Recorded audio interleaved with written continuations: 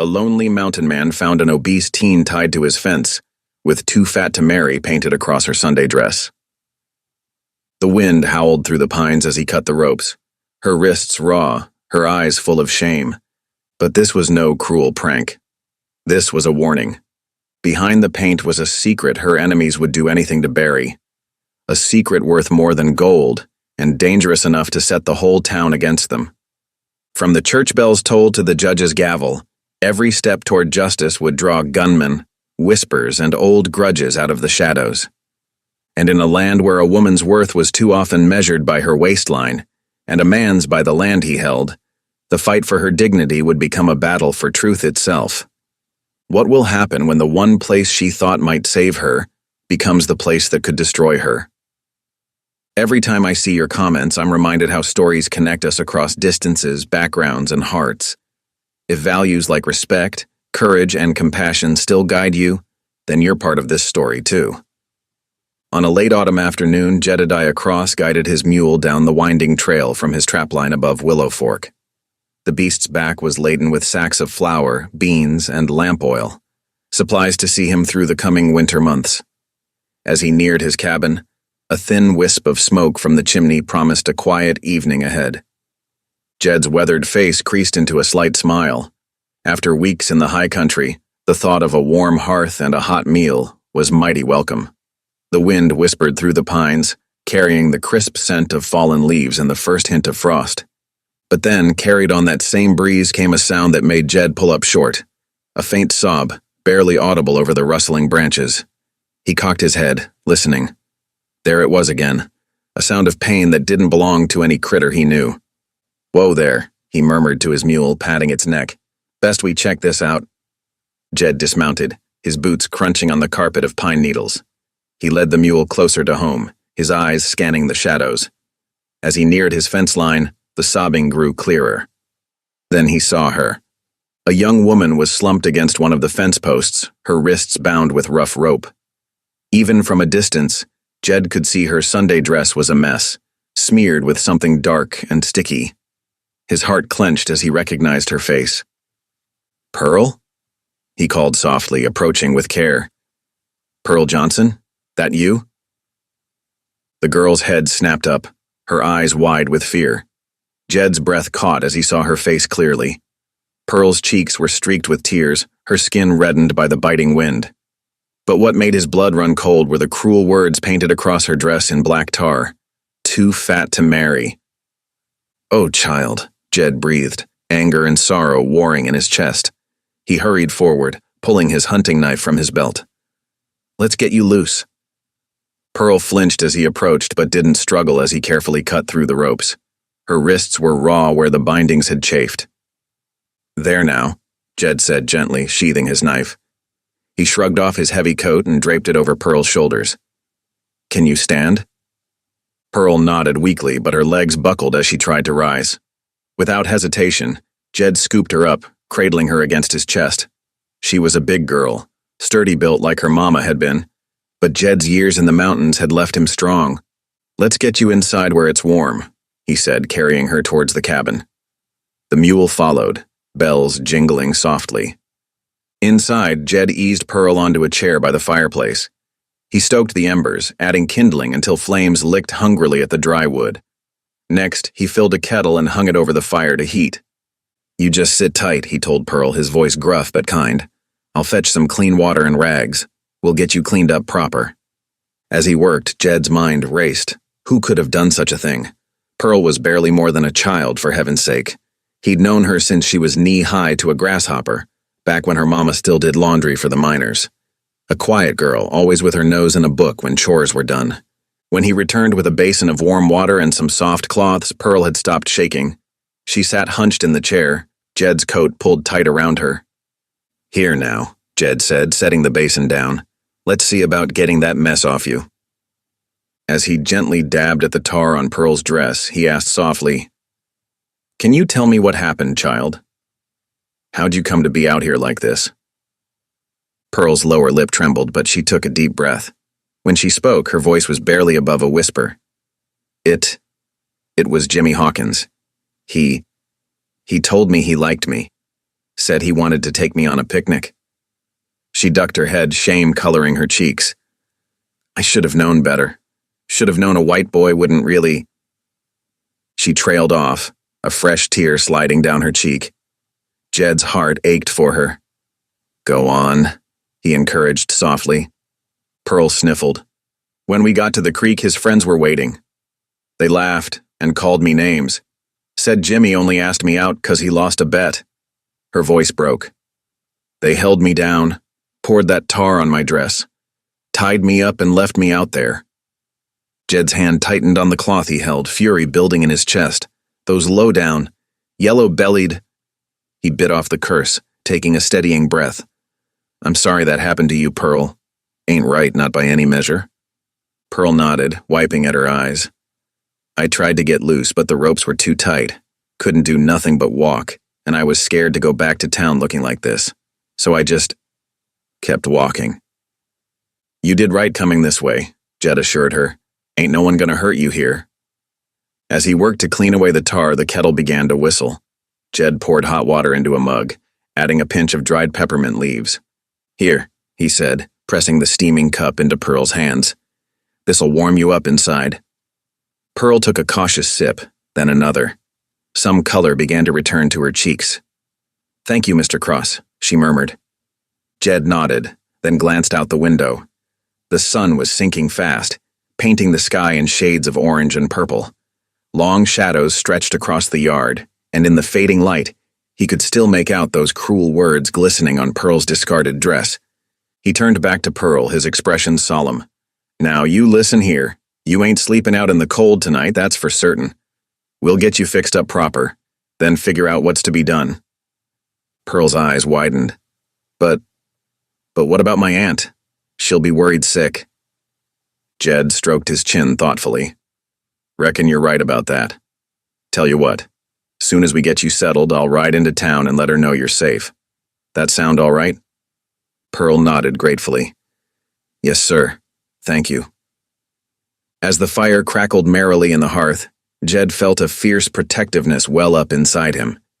He might be just a simple trapper, a man more at home in the wilderness than in town, but he knew right from wrong, and what had been done to this girl was as wrong as it got. You rest easy now, he told Pearl, his voice gentle but firm. Ain't no one gonna harm you here. You have my word on that. Jedediah Cross stirred the pot of stew simmering over the fire, the savory aroma filling his small cabin. He glanced over at Pearl, who sat huddled in his oversized coat, her eyes distant and troubled. The girl had been through hell, and Jed's heart ached for her. Reckon this is about ready, he said, ladling the thick mixture into a wooden bowl. Come on over here, child. You need to get some hot food in you. Pearl rose stiffly, wincing as she moved. Jed guided her gently to a chair by the hearth, setting the steaming bowl on a small table beside her. He handed her a spoon, then knelt to examine her wrists. Let's see about cleaning these up, he murmured, reaching for a clean cloth and the basin of warm water. As he began to carefully dab at the angry red marks left by the ropes, Pearl took a tentative sip of the stew. This is real good, Mr. Cross, she said softly. Thank you. Jed nodded, focusing on his task. You're welcome. Now, if you feel up to it, can you tell me a bit more about what happened? Where do you live in town? Pearl swallowed another spoonful before answering. I stay with my aunt just off Main Street. Been there since... She trailed off, a flicker of old pain crossing her face. Since Mama passed. I remember, Jed said gently. Your mama was a fine woman. Did laundry for half the miners in these parts, as I recall. Pearl nodded. Aunt Bess and I still run the laundry. It's how we get by. Jed's hands stilled for a moment. And this boy who tricked you, you know him. Pearl's shoulders hunched, shame coloring her cheeks. Clay Henson, she whispered. He came by the laundry last week, said he admired how hard I worked, asked if I'd like to take a walk with him today. She shook her head. I should have known better. A rich white boy like that wouldn't really be interested in someone like me. Jed's jaw tightened, but he kept his voice calm. What happened then? He led me out past the edge of town, Pearl continued, her voice barely audible. Said he knew a nice spot for a picnic, but when we got there, she trailed off, a shudder running through her. His friends were waiting, Jed finished grimly. Pearl nodded, a tear slipping down her cheek. They laughed, called me names, said Clay only asked me out 'cause he lost a bet. Her voice broke. Then they held me down and... Shh, it's all right, Jed soothed, patting her hand gently. You don't need to say more. I understand. They sat in silence for a few moments, the only sounds the crackling of the fire and the occasional sniffle from Pearl. Jed finished cleaning her wrists, then stood, his expression determined. You stay here and finish that stew, he said. I need to ride into town, let your aunt know you're safe, and have a word with some folks. Pearl looked up, alarm in her eyes. But don't you worry, Jed assured her. I'll be back before you know it. Old Blue here will keep you company. He gestured to the grizzled hound dozing by the fire. Just bolt the door behind me, and don't open it for anyone but me. You hear? Pearl nodded reluctantly. Jed gathered his hat and coat, then paused at the door. You're safe here, Pearl. I promise you that. With those words, he stepped out into the gathering twilight. Pearl followed him to the door, sliding the heavy wooden bolt into place after he'd gone. Through the small window, she watched as Jed saddled his horse and rode off down the trail towards town. The 5-mile ride into Willow Fork seemed to pass in the blink of an eye for Jed. His mind churned with anger and worry, spurring his horse to a faster pace. As he approached the outskirts of town, he could see lamps burning in the windows of the saloon and general store. A few townsfolk still milled about on the boardwalks, but most had headed home for the evening. Jed didn't slow his mount as he passed through the center of town. He had one destination in mind, the Henson spread. Thomas Henson was one of the most powerful men in the county, owning vast tracts of land and hundreds of head of cattle. His son Clay had always been a troublemaker, but this was beyond the pale. As Jed approached the Henson property, he spotted Thomas near the main gate, tools in hand as he worked on a repair. The older man looked up at the sound of approaching hoofbeats, his brow furrowing as he recognized Jed. Cross? Thomas called out. What brings you down from your mountain at this hour? Jed reined in his horse, dismounting in one fluid motion. His expression was grim as he approached Thomas. We need to talk, Henson. It's about your boy. Thomas's face darkened. What's Clay done now? In clipped tones, Jed relayed what had happened to Pearl Johnson. With each word, Thomas's expression grew stormier. By the time Jed finished, the rancher's hands were clenched into tight fists. You're certain about this? Thomas asked, his voice low and dangerous. Jed nodded. Saw the girl myself. She's up at my cabin now, too scared to come back to town. Thomas swore under his breath. I'll tan that boy's hide myself. This kind of behavior, it's unacceptable. He turned to Jed, his eyes hard. Where is he now? Last I heard, he and his friends were heading to the saloon to celebrate their joke. Jed spat the last word. Without another word, Thomas strode to the barn, emerging moments later astride his own horse. Let's go, he said grimly. I want to hear this from Clay's own mouth. The two men rode back towards town side by side, an unlikely pair united in their quest for justice. As they approached the saloon, raucous laughter spilled out onto the street. Jed's jaw tightened, recognizing Clay's voice among the din. Thomas dismounted first, his spurs jangling as he strode towards the saloon doors. Jed followed close behind, keenly aware of the power dynamics at play. Thomas Henson might be Clay's father, but he was also a man of influence in these parts. His word carried weight. As they pushed through the swinging doors, the laughter inside faltered. Clay Henson sat at a table near the back, surrounded by his friends. The young man's face paled as he saw his father's thunderous expression. Pa? Clay stammered, rising unsteadily to his feet. What are you doing here?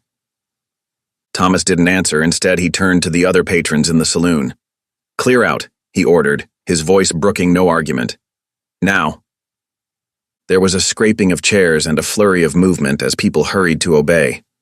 Within moments, only Clay, his friends, Thomas, and Jed remained.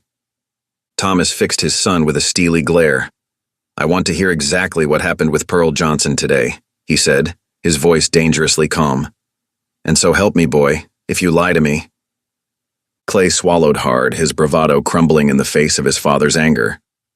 As Jed watched, he knew that this moment could change everything, not just for Pearl, but for the entire town. Thomas Henson's reaction would set the tone for how such incidents were handled in the future. With a silent prayer, Jed prepared himself for whatever might come next. Justice, he hoped, would prevail. By the time Jed and Thomas Henson reached the main street of Willow Fork, lanterns hung from the hitch rails, casting a warm glow over the dusty boardwalks. The night air carried the faint sounds of piano music and laughter from the saloon, a stark contrast to the grim determination etched on both men's faces. As they approached, they spotted Clay and his friends lounging in front of the saloon, their raucous laughter echoing down the street. Clay, his blonde hair tousled and his shirt collar askew, was in the middle of regaling his companions with some tale that had them all in stitches. Thomas Henson's face darkened at the sight of his son's carefree demeanor. Without a word, he swung down from his horse, his boots hitting the ground with a thud that seemed to silence the entire street. Clay's laughter died in his throat as he caught sight of his father striding towards him, Jed Cross following close behind. "Pa?" Clay stammered, straightening up and trying to adopt a more sober expression.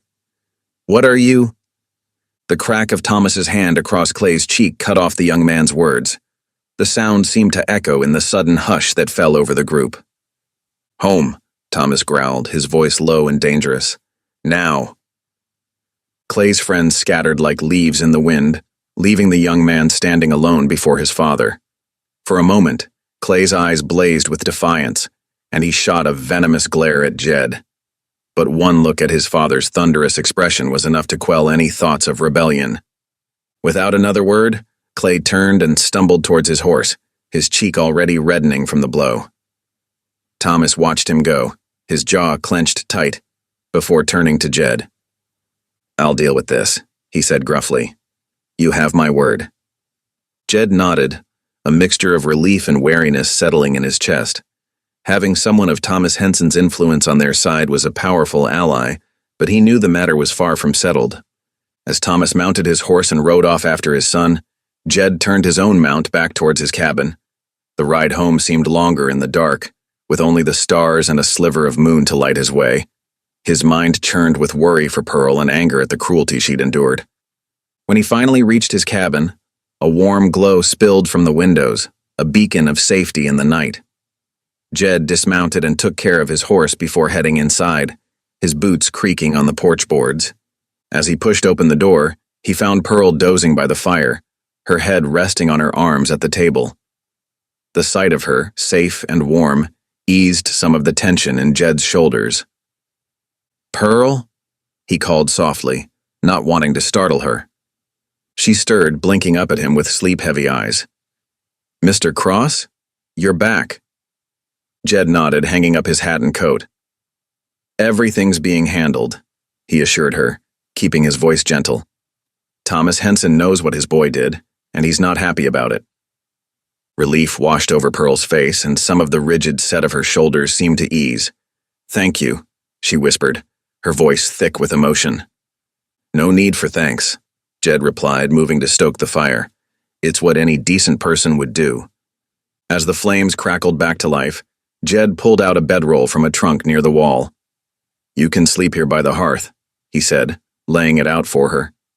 "It'll be warm and you'll be safe." Pearl nodded gratefully, easing herself onto the bedroll with a wince.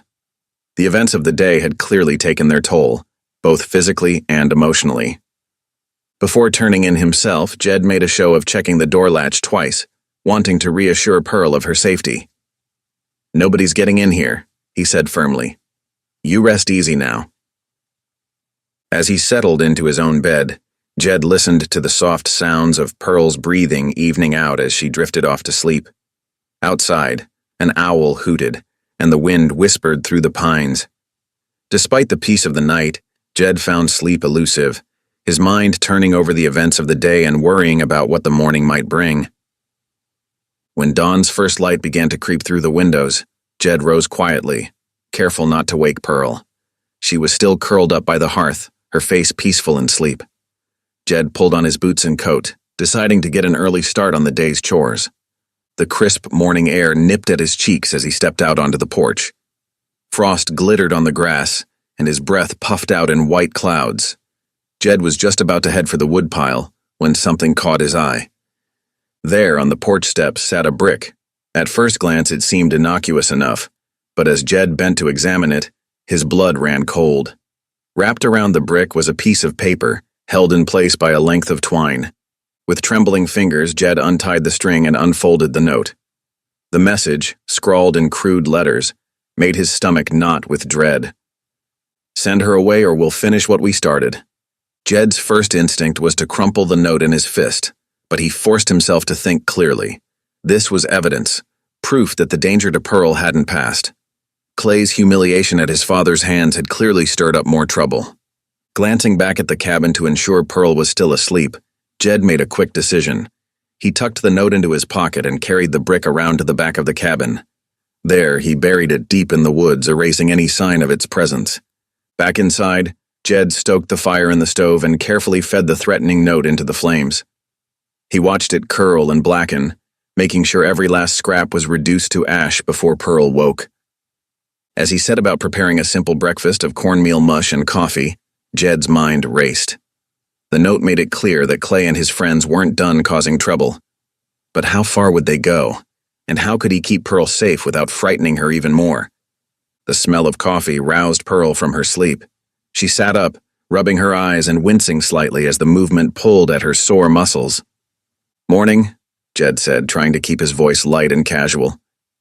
"Hope you're hungry. Breakfast is almost ready." Pearl managed a small smile. "Thank you, Mr. Cross, for everything." As they sat down to their simple meal, Jed couldn't help but notice the way Pearl's eyes darted nervously to the windows every now and then. The events of yesterday were still fresh in her mind, and Jed felt a pang of guilt for not telling her about the note. But as he watched her slowly relax over the warm food and coffee, Jed knew he'd made the right choice. Pearl needed to feel safe, if only for a little while. He'd find a way to protect her, no matter what it took.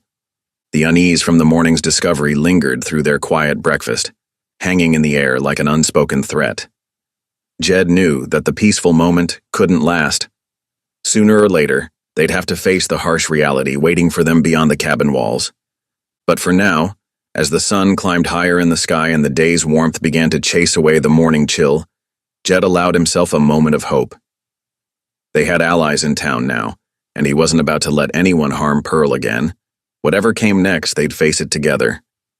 Pearl watched Jed carefully as they finished their breakfast. His brow was furrowed, and he kept glancing towards the windows. She'd seen that look before, on her aunt's face when bills were due, on her mother's when she was ill. It was the look of someone carrying a heavy burden. "Mr. Cross," she said softly, setting down her empty cup. "What's troubling you? And don't tell me it's nothing. I can see it plain as day." Jed sighed, his shoulders sagging. He'd hoped to shield her from more worry, but Pearl was too perceptive. "I'm sorry, Pearl. I didn't want to frighten you, but—" He hesitated, then reached for the stove. Opening the door, he pointed to the ashes inside.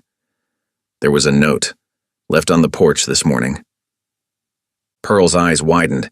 From Clay? Maybe. Or his friends. Jed's voice was grim. "It said to send you away, or they'd finish what they started. I burned it. Didn't want you to see." Pearl's hands trembled slightly, but her voice was steady. "Thank you for telling me the truth." She took a deep breath, squaring her shoulders. "Mr. Cross, there's something I need to tell you too. Something that might explain why they're so set on causing trouble." Jed leaned forward, listening intently as Pearl spoke. "My mama, before she passed, she owned a piece of land. Good land with water rights." Pearl's eyes grew distant, remembering. "She always said it was my inheritance, that it would give me a future beyond scrubbing clothes in the laundry." Jed nodded slowly, beginning to see where this was going. "But after she died," Pearl continued, her voice catching, "the title to that land just vanished. And now, that same piece of property is part of the Henson Ranch." Jed's eyes widened in understanding. "So Clay's family might be worried you could try to reclaim it." Pearl nodded. "I never thought much about it before, but now with all this happening—" "It's not just about cruelty," Jed finished for her. "It's about land." The gravity of the situation settled over them both. This wasn't just a matter of a cruel prank gone too far. There were powerful interests at stake, the kind of interests that could drive men to desperate actions. Jed stood pacing the small cabin as he thought. "We need to keep you out of sight," he said finally. "At least until we can find some proof of your mama's claim. If there's a paper trail, it'll be in town records, maybe the land office." Pearl nodded, her face set with determination. "What should we do?" "I've got a line shack up in the high country," Jed explained. "I use it for trapping in the winter. It's rough, but it's safe. Nobody goes up there this time of year." As evening fell, Jed busied himself with preparations. He served a hearty supper of beans and salt pork, making sure Pearl ate her fill. Then, while she rested by the fire, he set about readying their defenses. In the soft glow of the oil lamp, Jed pulled out his hunting knife. The rhythmic sound of stone against steel filled the cabin as he carefully honed the blade to a razor's edge. Next, he turned his attention to his rifle, meticulously cleaning and oiling each part. As he worked, Jed's thoughts turned to his sidearm, a single-action Colt revolver. It was a reliable weapon, but slow to reload. In a pinch, those precious seconds could mean the difference between life and death. He made a mental note to keep the rifle close at hand once they reached the line shack. Pearl watched him work, her eyes solemn. "I'm sorry to bring all this trouble to your door, Mr. Cross." Jed shook his head firmly. "Don't you apologize, Pearl. None of this is your fault. And I aim to see you get justice for what happened yesterday and for your mama's land." As dawn broke the next morning, Jed and Pearl set out for the high country. Jed's pack mule was loaded down with supplies, food, blankets, extra ammunition. Pearl rode Jed's horse while he led the way on foot. The trail was steep and winding, climbing steadily into the mountains. The air grew thinner and cooler as they ascended, the trees changing from cottonwoods to pines. Pearl marveled at the wildflowers that still clung to life in the shadow of approaching winter. They stopped often to rest, Jed keeping a watchful eye on Pearl. She was still sore from her ordeal, and the altitude made breathing difficult. But she never complained, her determination evident in the set of her jaw and the straightness of her spine. As they climbed, Jed pointed out landmarks, a distinctive rock formation, a bend in a creek. "In case we get separated," he explained, "though I pray it won't come to that." The sun was sinking towards the western peaks when they finally reached the line shack. It was a simple structure, little more than 4 walls and a roof, but to Pearl's weary eyes, it looked like a palace. Jed helped her down from the horse, then quickly set about unloading their supplies and tending to the animals. Pearl wanted to help, but her legs felt like jelly after the long ride. "You rest," Jed insisted gently. "I'll get us settled." By the time full darkness fell, Jed had a small fire crackling in the shack's crude fireplace. He lit a single oil lamp, keeping the flame low to avoid drawing attention. The warm glow barely reached the corners of the room, but it was enough to chase away the deepest shadows. Pearl sat wrapped in a blanket, sipping a cup of hot coffee. The events of the past 2 days seemed almost unreal up here, in the quiet of the mountains.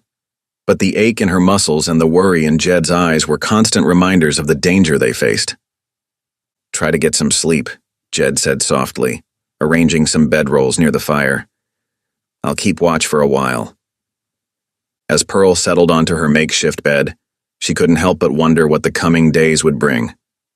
The thought of her mother's land, stolen away after her death, filled her with a mix of sorrow and determination. Whatever happened, she knew she couldn't let that injustice stand. Jed sat by the door, his rifle across his knees, listening to the night sounds of the forest. He knew the real fight was yet to come, but for now, in this moment, Pearl was safe. It was a small victory, but one he would hold on to with both hands. The days in the line shack passed slowly, each one blending into the next.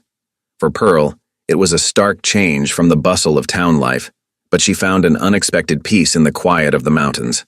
The small cabin, with its rough-hewn logs and single room, became a sanctuary of sorts. Jed, ever watchful, took it upon himself to teach Pearl the skills she'd need to survive in this harsh environment. On their second morning, he guided her outside to gather kindling. "Watch closely now," he instructed, kneeling by the fireplace. Pearl sat beside him, her eyes fixed on his hands as he arranged the wood. You want to start small, with the driest twigs you can find. He demonstrated how to build the fire, layering larger pieces as the flames grew. Pearl nodded, absorbing every detail. When it came time to try herself, her first attempt sputtered out quickly, but Jed's encouragement never wavered. That's all right, he said gently. Takes practice, try again. By her third attempt, Pearl had a small fire crackling merrily in the hearth. The pride in her eyes was unmistakable. As the days wore on, Jed continued his lessons. He showed Pearl how to mend a tear in his old wool coat, guiding her hands as she threaded the needle. Her fingers, accustomed to the rough work of the laundry, proved deft with the delicate task. My mama taught me some, Pearl explained as she worked, but we never had much to practice on. Jed nodded, understanding. You're a natural, he said, and Pearl's smile lit up the dim cabin. On the third day, Jed took Pearl outside to teach her how to set a simple snare. The air was crisp, carrying the scent of pine and approaching winter. As they worked, Pearl noticed a fine dusting of white on the distant ridges. Snow, Jed confirmed, following her gaze. Comes early up here. We'll need to be prepared. Pearl nodded, her brow furrowed in concentration as she carefully bent the wire into shape. Jed watched, impressed by how quickly she grasped the technique. You're a quick study, he remarked. Pearl straightened, a hint of pride in her voice. I've always been good at remembering things. Comes in handy at the laundry, keeping track of everyone's orders. As they walked back to the cabin, Pearl's steps seemed lighter, more confident. The skills she was learning, though simple, were giving her a sense of capability she'd never known before. That afternoon, Jed announced he needed to make a supply run into town.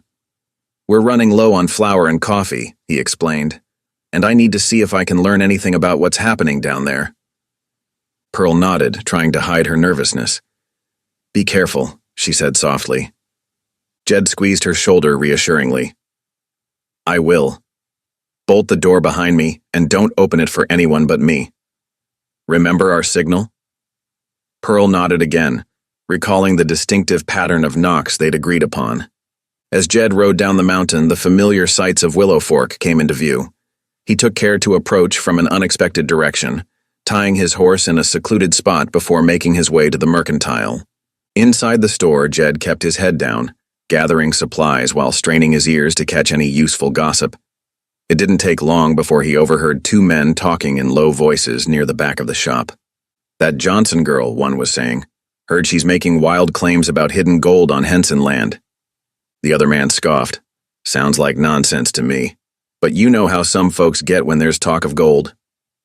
Jed's jaw tightened, but he forced himself to remain calm, finishing his purchases without drawing attention. As he rode back up to the line shack, his mind raced with the implications of what he'd heard. The sun was setting by the time Jed returned, casting long shadows across the small clearing. He gave the agreed-upon knock, and Pearl quickly unbolted the door, relief evident on her face. As they unpacked the supplies, Jed recounted what he'd overheard in town. Pearl's eyes widened in disbelief. Hidden gold? She exclaimed.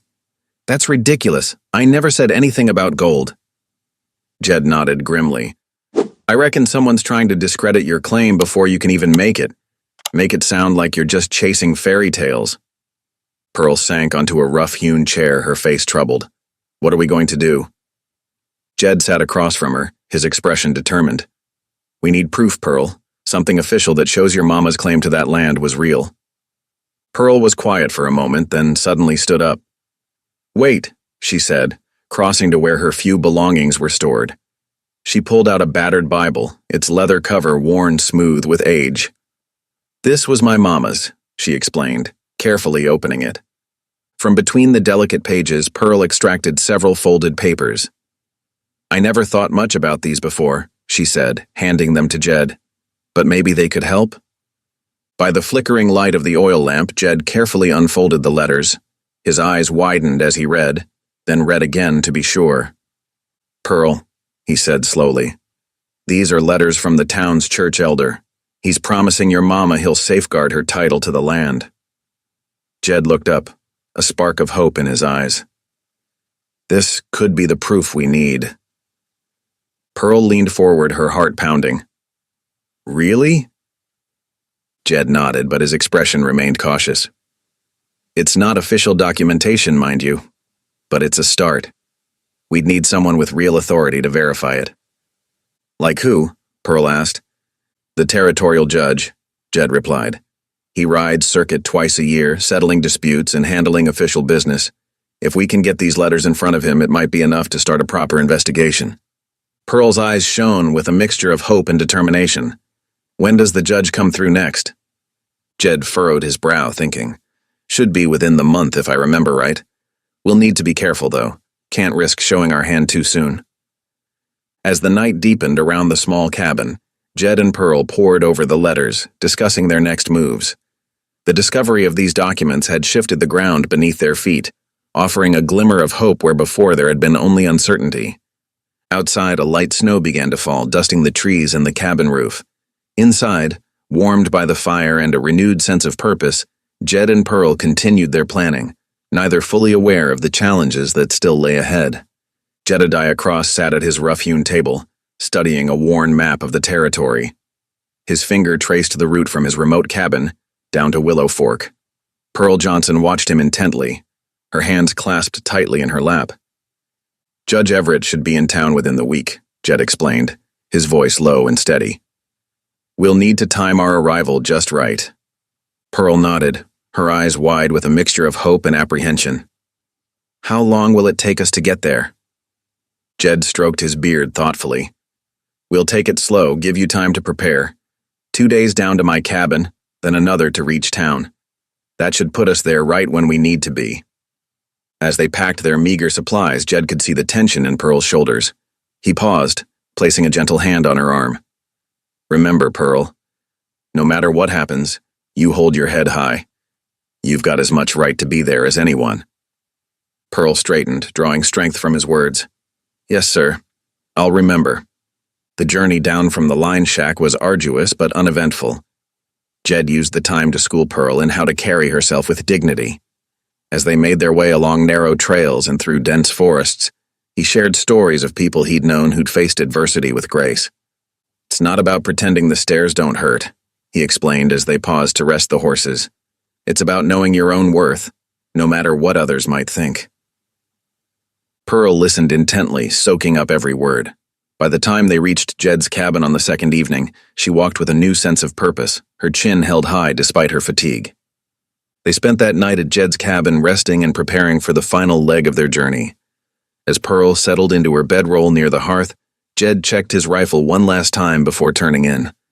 The weight of what lay ahead hung heavy in the air, but neither spoke of it, each lost in their own thoughts. Dawn broke clear and crisp the next morning. Jed and Pearl set out early, their horses' hooves kicking up small clouds of dust as they made their way toward Willow Fork. The familiar landscape rolled by, scrub-covered hills giving way to more settled farmland as they neared the town. About midday, they stopped at a small creek to water the horses. As Pearl cupped her hands to drink, Jed kept a watchful eye on their surroundings. The sound of approaching riders made them both tense, but it was just a pair of ranch hands who nodded politely as they passed. See? Jed said softly. You've as much right to be here as anyone. Pearl nodded, squaring her shoulders as they remounted. She sat tall in the saddle, wrapped in Jed's spare coat against the autumn chill. As they drew closer to Willow Fork, curious glances turned their way. Some folks did double takes at the sight of Pearl riding alongside Jed, her head held high despite the whispers that followed them. Jed noticed how she kept her gaze steady, just as they'd practiced, and felt a surge of pride. They made their way to the small building that served as the town's courthouse when the circuit judge was in residence. Judge Everett Hale stood on the porch, deep in conversation with the town sheriff. At the sound of approaching horses, he looked up, his weathered face breaking into a broad smile as he recognized Jed. Well, I'll be, Everett called out, descending the steps. If it isn't Jedediah Cross, it's been too long, old friend. Jed dismounted, clasping the judge's hand warmly. Good to see you, Everett. You're looking well. Can't complain, Everett replied, his keen eyes moving to Pearl, who had also dismounted and stood quietly beside her horse. And who might this young lady be? Jed turned, gesturing for Pearl to step forward. This is Miss Pearl Johnson. We've come to see you on a matter of some importance." Understanding flashed in Everett's eyes. He'd known Jed long enough to recognize when his old comrade was involved in something serious. "I see," he said, his tone turning more formal. "Perhaps we should continue this conversation inside." Once seated in the judge's temporary office, Pearl found her voice. With Jed's encouraging nod, she began to tell her story. She spoke of her mother's land, of the missing title, and of the recent events that had brought her to this point. As she spoke, her voice grew stronger, more confident. Judge Everett listened intently, his brow furrowed in concentration. When Pearl finished, he turned to Jed. "You believe her claim is legitimate?" Jed nodded solemnly. "I do. And we have something that might help prove it." He motioned to Pearl, who carefully withdrew the folded letters from her mother's Bible. Everett examined the letters, his expression growing more serious as he read. After what seemed an eternity, he looked up. "These letters from the church elder. They're not official documentation, but they do lend credence to Miss Johnson's claim." Pearl leaned forward, hope shining in her eyes. "Does that mean you'll help us, Judge?" Everett stroked his chin thoughtfully. "It means I'm willing to hear the case. We'll need to gather more evidence, hear from witnesses. But yes, I believe this warrants a proper hearing." The relief that washed over Pearl was palpable. Jed squeezed her shoulder gently, a small smile playing at the corners of his mouth. "When can we have the hearing?" Jed asked. Everett consulted a ledger on his desk. "I can schedule it for 3 days from now. That should give us time to notify all interested parties and gather any additional evidence." As they prepared to leave, Everett pulled Jed aside. "You understand what you're getting into, old friend? This could stir up a hornet's nest." Jed's jaw set in determination. "I do, but it's the right thing to do, Everett. You know that as well as I do." The judge nodded, a hint of admiration in his eyes. "Just be careful, both of you." As they rode back to Jed's cabin, the sun was already low in the sky, casting long shadows across the land. Pearl was quiet, processing all that had happened. "You did well in there," Jed said softly. "Spoke your piece with grace and strength." Pearl looked at him, a small smile on her face. "Thank you, Mr. Cross, for everything." Jed nodded, his expression serious. "We're not out of the woods yet. Until the hearing, I want you to stay close to the cabin. We can't risk anything happening to you or those letters." Pearl agreed, understanding the gravity of their situation. As they approached the cabin, the reality of what lay ahead settled over them both. The judge had agreed to hear their case, marking a turning point in their quest for justice, but they both knew that the real challenge was yet to come. That night, as Pearl settled into her bedroll, she clutched her mother's Bible close to her chest. Outside, Jed sat on the porch, his rifle across his lap, keeping watch over the young woman who had come to mean so much to him, and the hope for justice that now rested in their hands. The morning of the hearing dawned bright but cold, a thin layer of frost coating the grass and leaves. Jed and Pearl rose early, their breath visible in the crisp air as they prepared for the day ahead. Jed checked his Colt revolver, ensuring it was clean and loaded while Pearl stood before the small mirror in Jed's cabin, straightening her collar and smoothing her skirt. "You ready?" Jed asked softly as they stepped out onto the porch. Pearl nodded, her eyes steely with determination. "As I'll ever be, Mr. Cross." They mounted their horses and set off towards Willow Fork, the rhythmic clip-clop of hooves on hard-packed earth the only sound breaking the morning stillness. As they rode, Jed couldn't help but notice how Pearl sat tall in her saddle, chin lifted and gaze fixed ahead. She might not carry a weapon like he did, but her quiet resolve was a force all its own. The sun climbed higher as they approached town, casting long shadows across the main street. Folks stopped in their tracks as Jed and Pearl rode past, conversations dying mid-sentence. Some stared openly, while others averted their eyes, suddenly finding the dirt at their feet fascinating. They dismounted in front of the small courthouse, tying their horses to the hitching post. Pearl paused for a moment, taking a deep breath before ascending the wooden steps. Jed placed a reassuring hand on her shoulder. "Remember," he murmured, "you've got every right to be here." Inside, the courthouse was already buzzing with activity. Judge Everett Hale sat behind his desk, his weathered face creased in concentration as he pored over documents. The Hensons occupied the front row of seats, Thomas looking uncomfortable in his Sunday best, while his wife Margaret fanned herself nervously. In the back row, Clay slouched, arms crossed, and a scowl etched deeply on his face. As Jed and Pearl entered, a hush fell over the room. Judge Everett looked up, nodding in acknowledgement. "Mr. Cross, Miss Johnson, please have a seat." They settled into chairs near the front, acutely aware of the eyes boring into their backs. Judge Everett cleared his throat, his voice carrying easily in the now silent room. "We're here today to examine evidence pertaining to a land dispute," he began, holding up the letters Pearl had provided. "These documents, while not official land titles, suggest that Miss Pearl Johnson may have a legitimate claim to a portion of land currently held by the Henson family." A murmur rippled through the assembled crowd. Clay's scowl deepened, if that were possible. Judge Everett continued, his tone brooking no argument. "I've reviewed these letters, and I find them compelling enough to warrant further investigation. Therefore, I'm setting a date for formal testimony 2 weeks from today." He paused, his gaze sweeping the room. "I want to make something very clear. Any attempts to interfere with this process, to intimidate witnesses, or to tamper with evidence will be met with the full force of the law. Is that understood?" A chorus of mumbled assents filled the air. Pearl sat very still, hardly daring to breathe. For the first time since this ordeal began, she felt a glimmer of hope.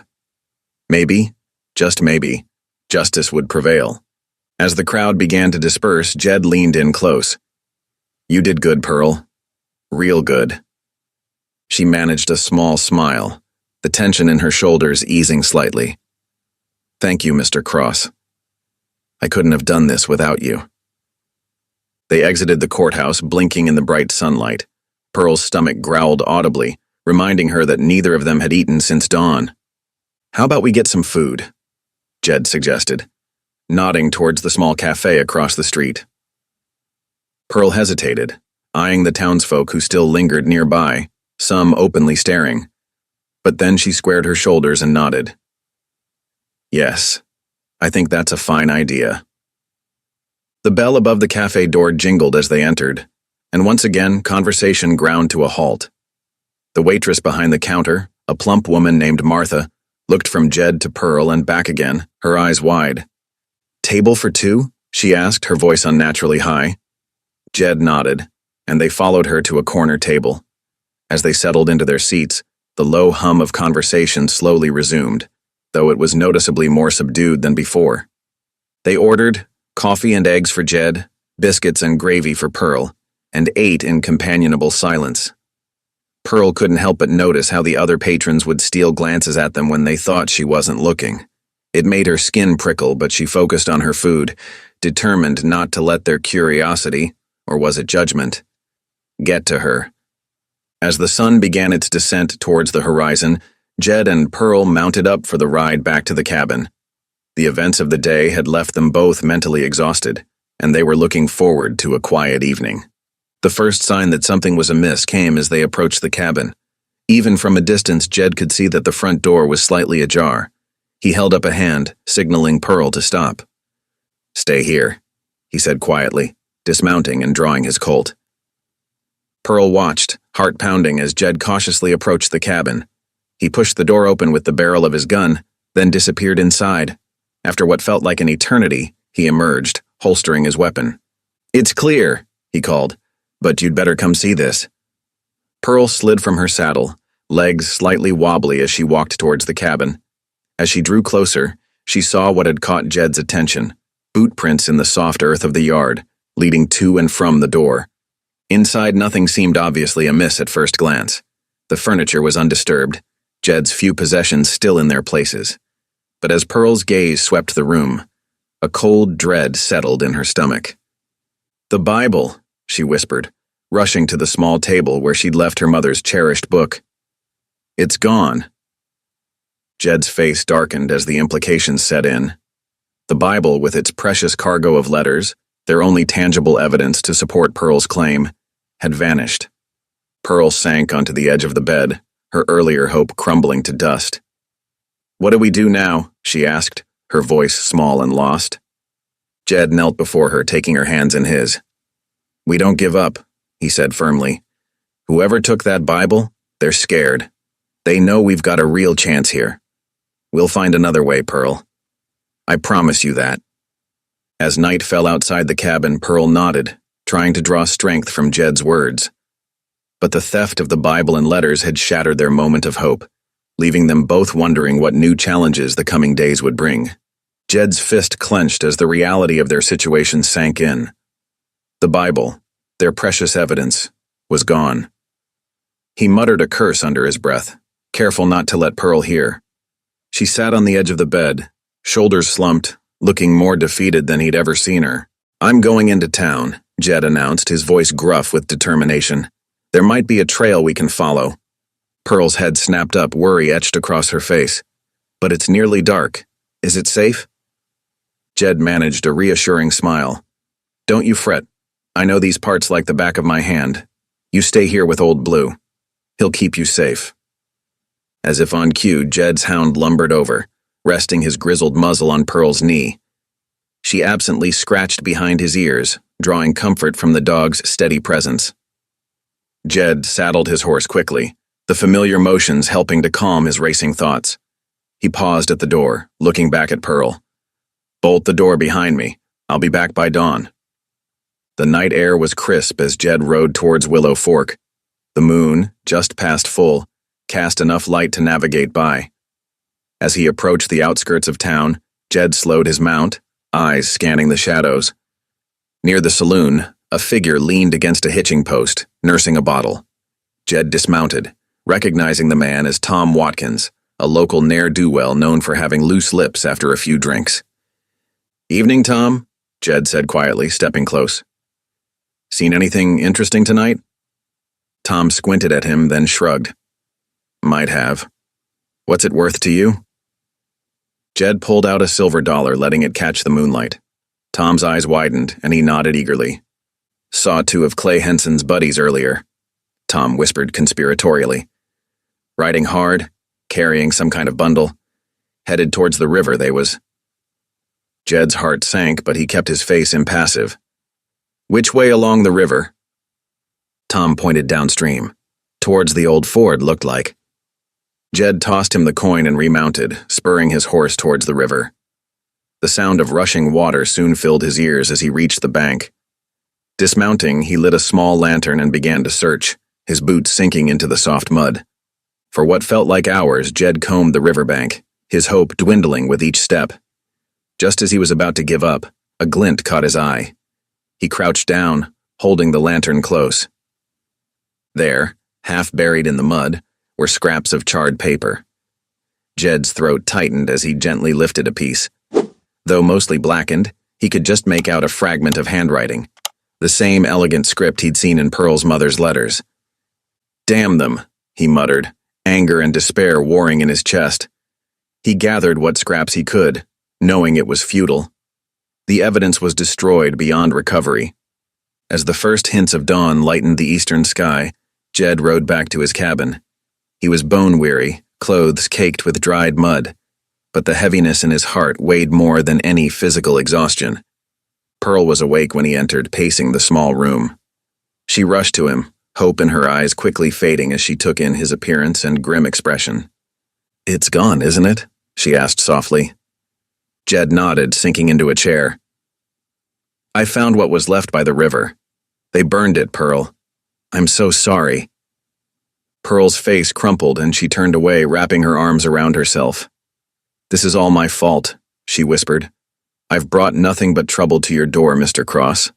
Maybe I should just leave. Go somewhere far away where Clay and his family can't hurt anyone else because of me." Jed stood, gently turning Pearl to face him. "Now you listen here," he said firmly. "This fight ain't just yours anymore. It's mine, too. Those Hensons, they crossed a line when they stole from my home and destroyed evidence. We're in this together now, you hear?" Pearl looked up at him, tears shimmering in her eyes. After a moment, she nodded, a tiny spark of determination rekindling. "What do we do now?" she asked. Jed ran a hand through his hair, thinking hard. We need to rest first. Then we plan our next move. They both slept fitfully for a few hours, exhaustion finally overcoming worry. When they woke, the sun was high in the sky. Jed made a simple meal of beans and cornbread, and they ate in contemplative silence.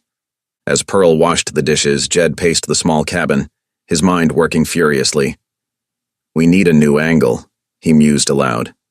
Without those letters, we need someone who knew your mama, someone who can testify about the land. Pearl paused, a plate still in her hands. My Aunt Bessie might know someone. She raised me after Mama died, but she doesn't like to talk about the past much. Jed nodded slowly. It's a start. Anyone else your mama might have confided in? A friend, maybe? Or someone from the church? Pearl's brow furrowed in concentration. There was an old man. I remember him coming to visit sometimes when I was little. He and Mama would talk for hours. I think his name was Mr. Abernathy. Abernathy, Jed repeated, the name tickling something in his memory. Wait a minute. There's an Abernathy who runs the newspaper over in Copper Creek. Bit of a firebrand, always writing about injustice and such. A spark of hope lit Pearl's eyes. That could be him. Mama always said he had a way with words. Jed grabbed his hat, energy surging through him. All right then. First thing tomorrow, we ride for Copper Creek. If this Abernathy knew your mama, he might be just the witness we need. As they prepared for bed that night, the mood in the cabin had shifted. The loss of the Bible and letters still stung, but a new determination had taken root. They had a plan, a direction to move in. Jed checked the locks one last time before settling onto his bedroll. Get some rest, Pearl, he said softly. Tomorrow, we start fighting back. Pearl nodded, pulling the blanket up to her chin. As she drifted off to sleep, she held tight to the hope that somewhere out there, a living witness might hold the key to her rightful claim. With Jed by her side, she felt ready to face whatever challenges lay ahead. Jedediah Cross stood at the cabin door, watching the first hints of dawn break over the eastern horizon. His weathered face was etched with determination as he turned to Pearl, who was fastening the last strap on their pack mule. You ready? He asked softly. Pearl nodded, her eyes bright with a mix of hope and apprehension. As I'll ever be, Mr. Cross. Jed's mind wandered as they set out, the rhythmic clopping of hooves a steady backdrop to his thoughts. He recalled a face from years past, a Crow woman with intelligent eyes and a quiet strength about her. Mary Little Elk, that was her name. She'd come to trade furs for supplies, her words as precise as her measurements. Pearl, Jed said suddenly, breaking the morning silence. Your mama ever mentioned someone named Mary? Worked at the agency school, if I recall right? Pearl's brow furrowed in concentration. You know, I think she did. Said there was a Mary who kept records for the school. Why do you ask? Jed's lips curved into a small smile. I believe we might have ourselves an ally. Mary Little Elk, she's a school teacher on the reservation. Traded with her a time or two. If anyone's got records that could help us, it'd be her.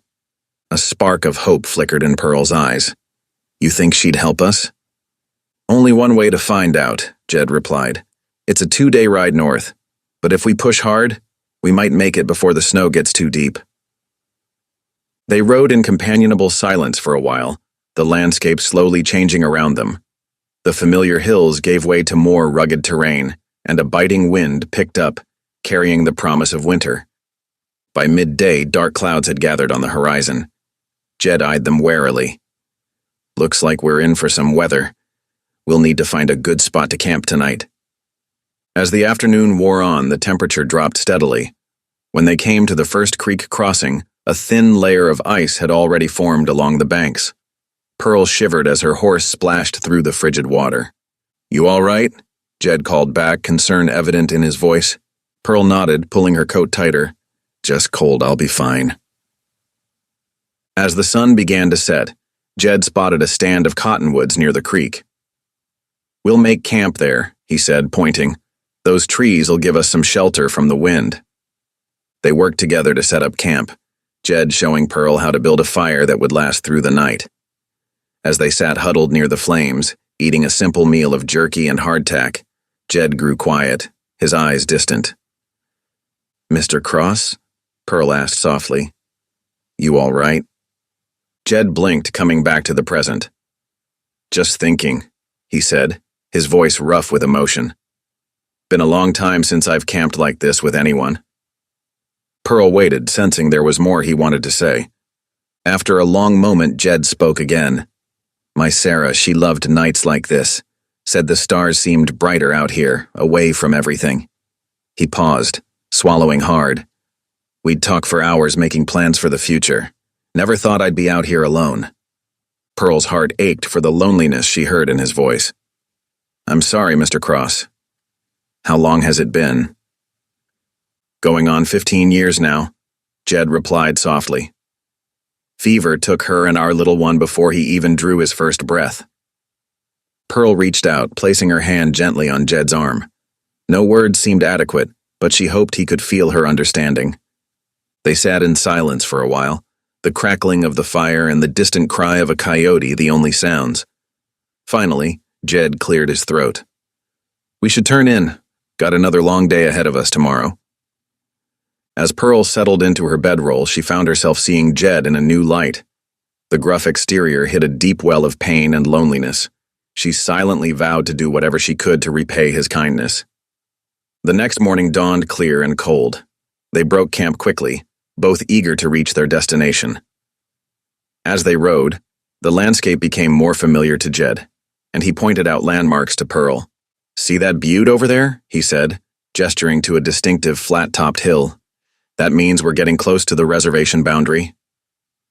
Pearl nodded, taking in the rugged beauty around them. Despite the circumstances that had brought her here, she couldn't help but feel a sense of awe at the vast, open country. As the sun climbed higher, Jed's posture changed, becoming more alert.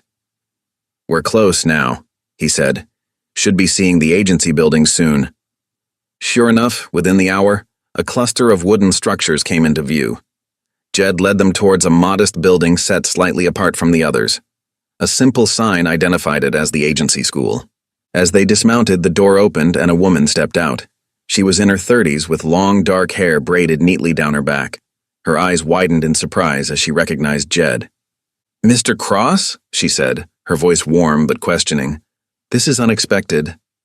Jed tipped his hat respectfully. "Miss Little Elk, it's been a while. We were hoping we might have a word with you." Mary's gaze shifted to Pearl, curiosity evident in her expression. "Of course. Please come inside where it's warm." As they entered the schoolroom, Pearl couldn't help but marvel at the neat rows of desks and the colorful drawings pinned to the walls. It was a far cry from the rough cabin she'd been calling home. Mary gestured for them to sit at a table near the wood stove. "Now," she said, her tone businesslike but not unkind. "What brings you all the way out here, Mr. Cross?" Jed glanced at Pearl, giving her an encouraging nod. Pearl took a deep breath and began to explain her situation. Her mother's land, the missing documents, and the Hensons' attempts to keep her from claiming what was rightfully hers. Mary listened intently, her brow furrowing as Pearl spoke. When the girl finished, Mary leaned back in her chair, her eyes thoughtful. "I remember your mother," she said softly. "She was a kind woman, always eager to learn about our ways." Mary paused, considering her next words carefully. "I kept detailed records of all the families who interacted with the agency. It's possible I might have something that could help your case." Hope surged in Pearl's chest. "Really? Oh, Miss Little Elk, that would mean everything." Mary held up a hand, tempering their excitement. "I can't promise anything, but I'll look through my files. It might take some time." Jed nodded, understanding the delicacy of the situation. "We appreciate any help you can give us, Miss Little Elk. We know it's asking a lot." Mary's eyes softened as she looked at Pearl. "It's no trouble. Your mother was always good to our people. It's only right we try to help her daughter." As Mary stood to fetch some tea, Pearl felt a weight lift from her shoulders. For the first time in days, she allowed herself to truly hope. With Jed's steadfast support, and now Mary's potential evidence, she felt ready to face whatever challenges lay ahead in reclaiming her mother's legacy. Mary Little Elk listened intently as Pearl recounted her story, her dark eyes filled with compassion. The schoolhouse was quiet save for the crackling of the wood stove and Pearl's soft voice. Jed stood nearby, his weathered hands resting on the back of a chair, a silent pillar of support. As Pearl finished speaking, Mary nodded slowly. "I remember your mother well," she said, her voice warm with memory. "She was always eager to learn about our ways, and she treated our people with respect." Pearl's eyes brightened at this. "Did you know her well?" Mary smiled gently. "Well enough to know she was a good woman who loved you very much." She paused, her expression turning thoughtful. "And I believe I might have something that could help you." With that, Mary rose from her chair and moved to a corner of the schoolroom. Pearl and Jed watched curiously as she knelt down and carefully pried up a loose floorboard. From the hidden space beneath, she withdrew a battered tin box. "I keep the most important documents here," Mary explained as she returned to the table. "Safe from prying eyes and the elements." With careful hands, she opened the box and began sifting through the folded papers inside. Pearl leaned forward, her heart racing with hope. After a moment, Mary's fingers stilled, and she withdrew a yellowed document. "Here," she said, her voice quiet but triumphant. "This is what we're looking for." Pearl's breath caught as Mary unfolded the paper. It was an older deed to the land, the ink faded but still legible. What caught her eye, however, was the official seal at the bottom, a federal treaty recognition. This deed, Mary explained, was recorded under federal treaty. It's a stronger claim than most local papers. Jed leaned in, his eyes narrowing as he studied the document. "Will the town honor this?" he asked, his voice gruff with concern. Mary's expression turned serious. "They may not want to," she admitted. "Without the force of law behind it, some might try to dispute its validity. But it's far stronger than the letters you lost. It gives you a real chance." Pearl felt a mix of emotions surge through her: hope, fear, determination. "What do we do now?" she asked, looking between Jed and Mary. Mary folded the deed carefully and handed it to Pearl. "I'll ride back with you," she said firmly. "I can present this at the hearing and speak to its authenticity. My position at the agency gives me some authority in these matters."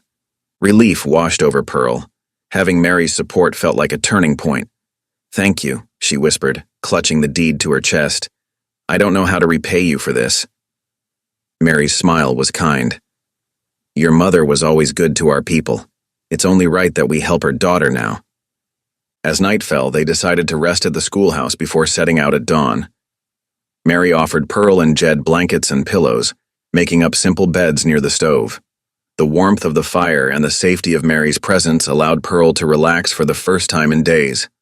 Unable to sleep, Pearl found herself drawn to Mary's desk, where lesson plans and children's drawings were neatly arranged.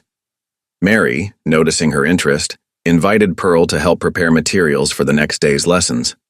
"I'll be gone for a few days," Mary explained, "so I want to leave plenty for my students to work on."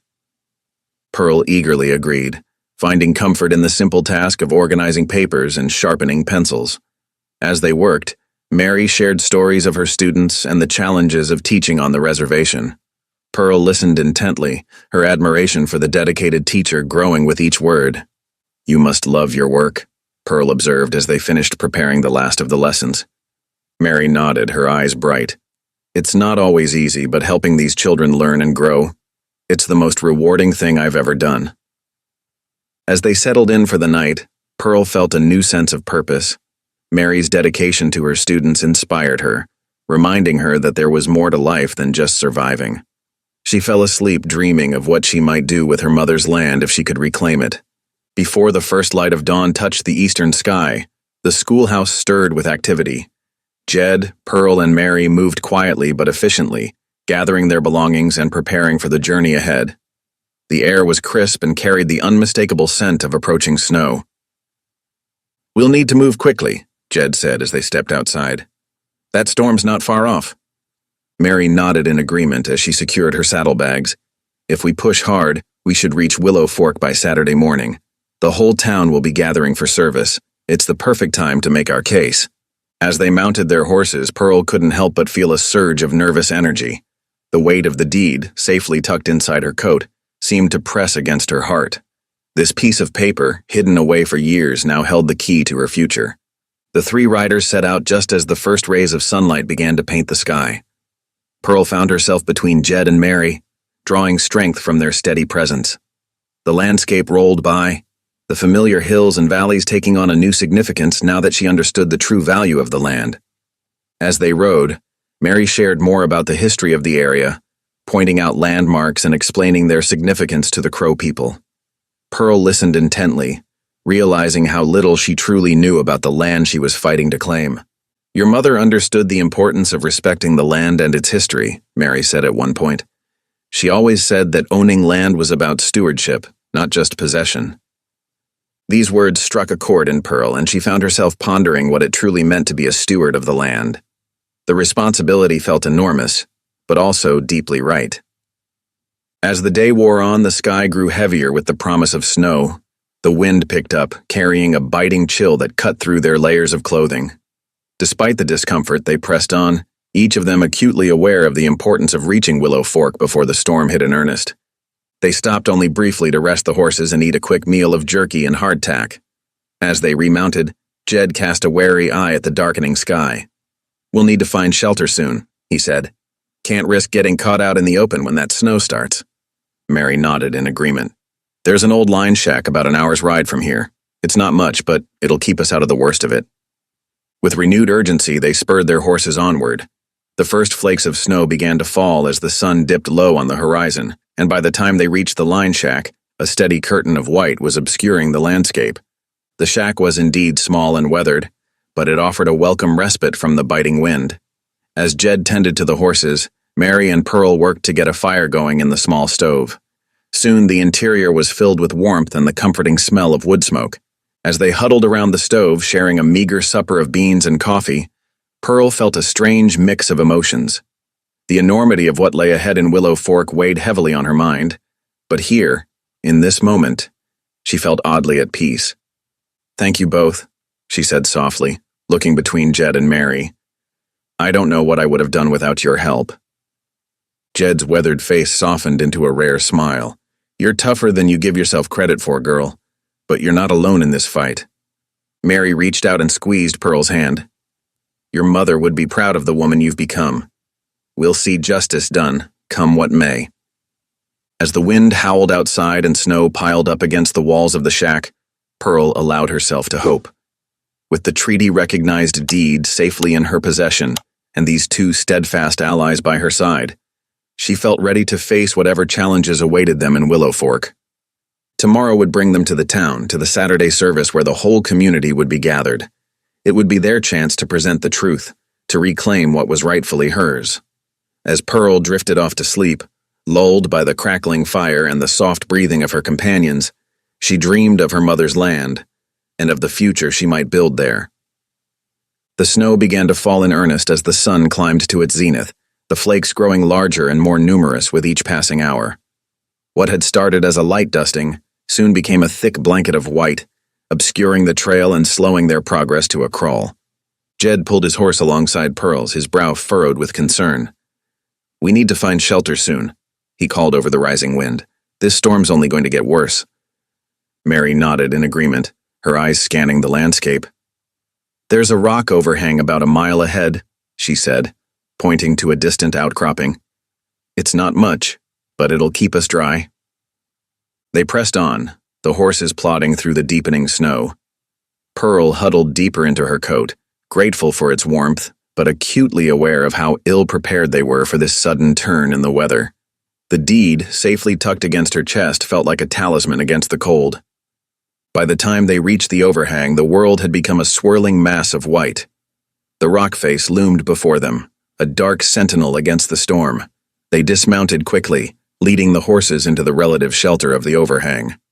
Jed wasted no time in getting a fire started, his experienced hands coaxing flames from damp wood. Soon, the small space was filled with warmth and the comforting aroma of coffee brewing. As they huddled around the fire sharing mugs of steaming coffee and pieces of cornbread, Mary's eyes took on a distant look. "Your mother was a remarkable woman, Pearl," she said softly. "Did you know she fought for education rights for both Black and Native children?" Pearl shook her head, her eyes wide with surprise. "I knew she cared about education, But I didn't know she fought for it like that. Mary nodded, a sad smile playing at her lips. Oh, she did. And she made enemies doing it too. Some folks didn't take kindly to the idea of all children having equal opportunities. As Mary recounted tales of Pearl's mother's bravery and determination, Pearl felt a swell of pride mixed with a deep ache of loss. She had known her mother was special, but hearing about her fights for justice made Pearl realize just how much she had missed out on. She sounds like she was quite a woman, Jed said, his gruff voice softened with respect. She was, Mary agreed. And I see a lot of her in you, Pearl. You've got that same fire in your eyes. Pearl ducked her head, both pleased and overwhelmed by the comparison. As the storm raged outside their small shelter, she found comfort in these stories of her mother's strength and courage. They passed the night huddled close to the fire, taking turns keeping watch and tending to the horses. By morning, the snowfall had eased, though a thick blanket of white covered the landscape as far as the eye could see. We need to press on, Jed said as they broke camp.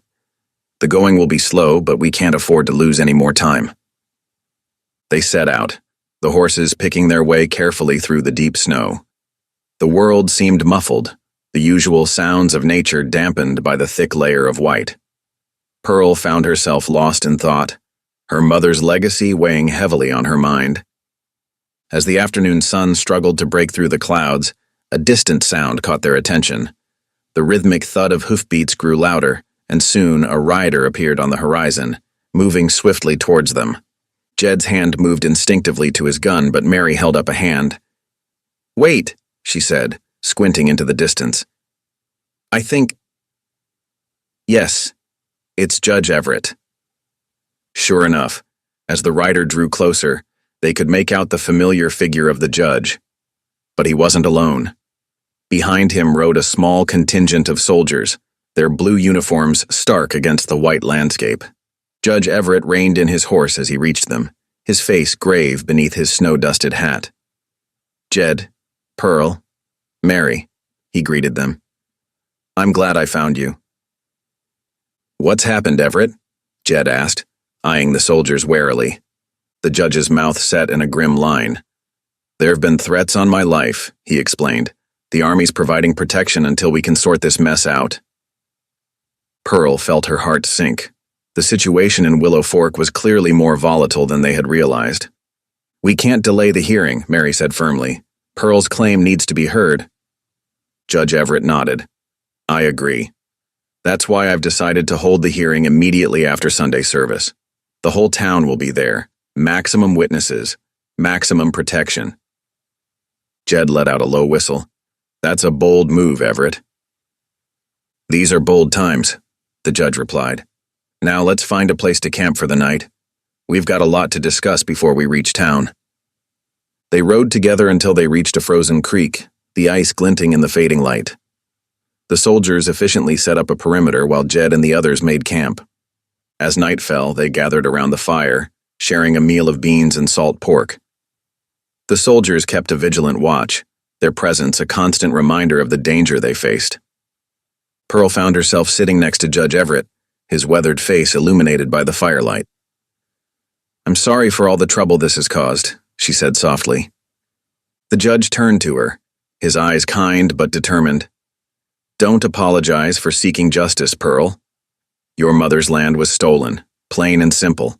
It's high time that wrong was put right." His words bolstered her resolve, reminding her of why they had undertaken this journey in the first place. As she looked around the camp, at Jed's steady presence, Mary's quiet strength, and the judge's unwavering commitment to the law, Pearl felt a surge of hope. The night passed slowly, the silence broken only by the occasional crack of a branch in the fire, or the soft murmur of the soldiers changing watch. Pearl slept fitfully, her dreams filled with images of her mother and the land that should have been hers. As dawn broke, casting a pale light over the snow-covered landscape, Pearl awoke with a mixture of anticipation and dread. Today they would reach Willow Fork. Today, she would face those who had sought to deny her birthright. But as she looked at her companions, Jed saddling the horses, Mary packing up their meager supplies, Judge Everett conferring with the soldiers, she knew she wasn't alone. Whatever challenges lay ahead in Willow Fork, she would face them with these steadfast allies by her side. The small party set out as the sun climbed higher in the sky, their horses leaving a trail of hoof prints in the pristine snow. Pearl rode tall in her saddle, the deed secure against her heart, ready to claim what was rightfully hers. The Sunday morning sun crept over the horizon, painting the snow-covered landscape in hues of pink and gold. As the first rays touched the steeple of Willow Fork's small church, the bell began to toll, its clear notes ringing out across the quiet town. Into this tranquil scene rode an unusual procession. Jedediah Cross led the way, his weathered face set in grim determination. Behind him, Pearl Johnson and Mary Little Elk rode side by side, an unlikely pair united by a common purpose. Judge Everett brought up the rear, flanked by his army escort, their blue uniforms a stark contrast against the white snow. As they made their way down the main street, townsfolk began to emerge from their homes, drawn by the commotion. They crowded onto the boardwalks, bundled against the morning chill, their eyes wide with curiosity and apprehension. "It's that Johnson girl," one woman whispered to her neighbor. "And isn't that the Crow school teacher with her?" "What's the judge doing here?" another man muttered, his brow furrowed with concern. The whispers grew as the group dismounted in front of the church. Pearl stood tall, her chin held high despite the weight of so many stares. Jed placed a reassuring hand on her shoulder as they climbed the steps. Inside, the church was already filling with the usual Sunday crowd. Pastor Green stood at the pulpit, his sermon notes clutched in one hand as he watched the newcomers file in. The congregation shifted in their seats, an undercurrent of tension rippling through the room. As Pearl and her companions took seats near the front, she couldn't help but notice the Hensons sitting across the aisle. Thomas Henson's face was a mask of forced calm, but his son Clay looked ready to bolt, his eyes darting nervously around the room. Pastor Green cleared his throat, attempting to bring order to the suddenly restless congregation. "Brothers and sisters," he began, his voice wavering slightly, "let us turn our hearts and minds to the Word of God." But before he could continue, Mary Little Elk rose from her seat. A hush fell over the church as she made her way to the front, a rolled document clutched in her hand. "Forgive me, Pastor," Mary said, her voice clear and steady. "But there is a matter of justice that must be addressed before this congregation." Pastor Green hesitated, clearly torn between maintaining order and allowing Mary to speak. After a moment, he nodded, stepping aside to give her the floor. Mary unrolled the document, holding it up for all to see. "This," she announced, "is a treaty deed, recognized by the federal government. It contains a clause that directly pertains to the land currently held by the Henson family." A murmur rippled through the church. Thomas Henson leaned forward, his face pale, while Clay gripped the edge of the pew so hard his knuckles turned white. Mary began to read, her voice carrying to every corner of the small church. "By the terms of this treaty, the land known as Willow Creek Ranch, measuring 320 acres, is hereby granted in perpetuity to Sarah Johnson and her heirs." The congregation shifted uncomfortably, whispers breaking out here and there. Mary continued, her voice rising above the growing noise. "This land, wrongfully taken from Sarah Johnson upon her death, rightfully belongs to her daughter, Pearl Johnson." As Mary finished speaking, all eyes turned to Pearl. She sat straight-backed, her gaze fixed ahead, though her hands trembled slightly in her lap. Judge Everett stood then, his presence commanding immediate attention. "As an officer of the territorial court," he said, his voice steady and authoritative, "I can confirm the legitimacy of this document. The treaty deed presented by Miss Little Elk is genuine and legally binding." The murmurs in the church grew louder. Thomas Henson's face had gone from pale to ashen, while Clay looked as though he might be sick. "Furthermore," Judge Everett continued, "I am entering this matter into official record today. The land known as Willow Creek Ranch will be returned to its rightful owner, Pearl Johnson, effective immediately." A collective gasp went up from the congregation. Some people looked shocked, others angry, and a few nodded in grim satisfaction. Pastor Green, who had been standing to the side during this pronouncement, stepped forward once more. "Friends," he said, his voice shaky but growing stronger, "we have witnessed a great injustice being corrected here today. Let us remember the teachings of our Lord, who tells us to love our neighbors and to right the wrongs we see in this world. As the pastor spoke, Pearl felt a weight lift from her shoulders.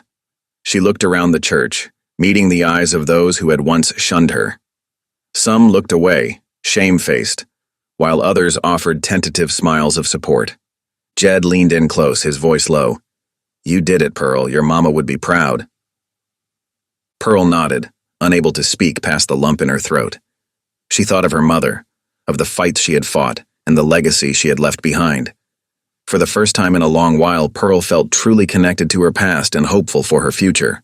As the congregation began to stir, discussing the shocking turn of events in hushed tones, Judge Everett made his way over to the Hensons.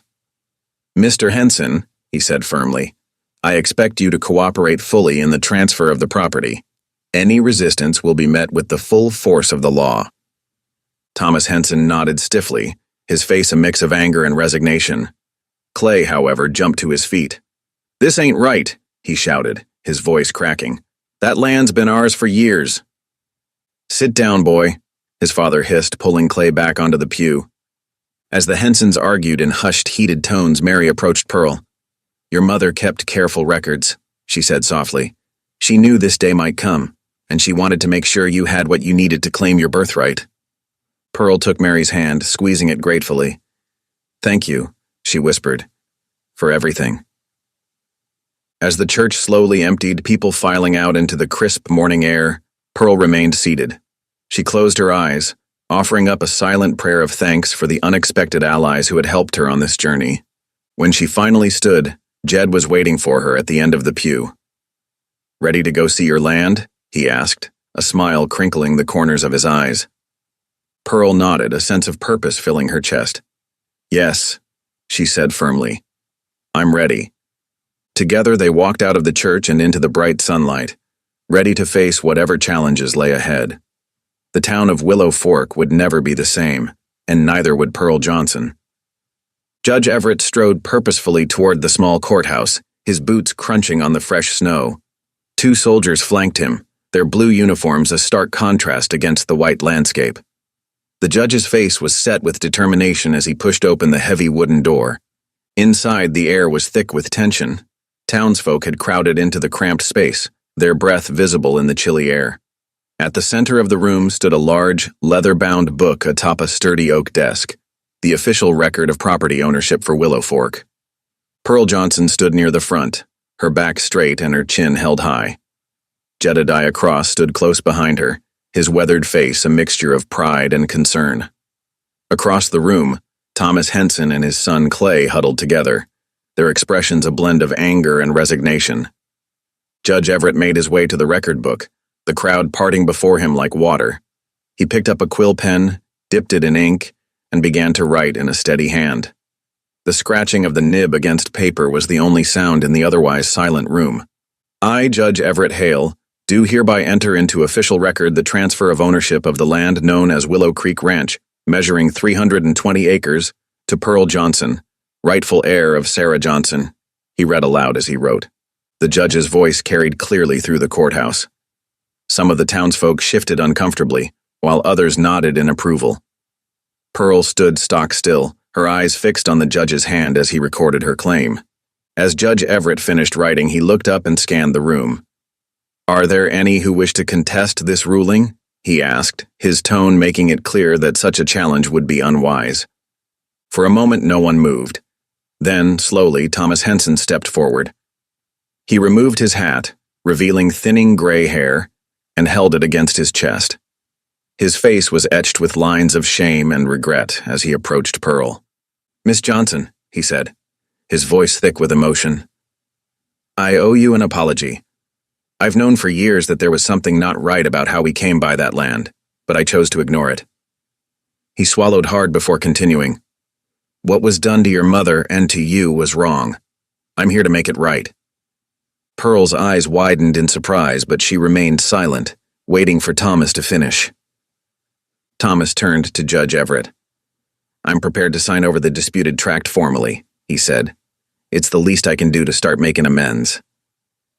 As Thomas moved to take the quill from the judge, Clay suddenly burst forward. "Pa, you can't!" he shouted, his face red with anger. That land's been ours for years. We can't just give it away. Thomas whirled on his son, his expression thunderous. Quiet, boy, he snapped. You've done enough harm already. This land was never rightfully ours, and it's high time we owned up to that fact. Clay's mouth snapped shut, his face a mixture of shock and resentment. He retreated to the back of the room, glaring at Pearl from a distance. With a steady hand, Thomas signed his name below the judge's entry, officially relinquishing his claim to the land. He then turned back to Pearl, holding out the quill to her.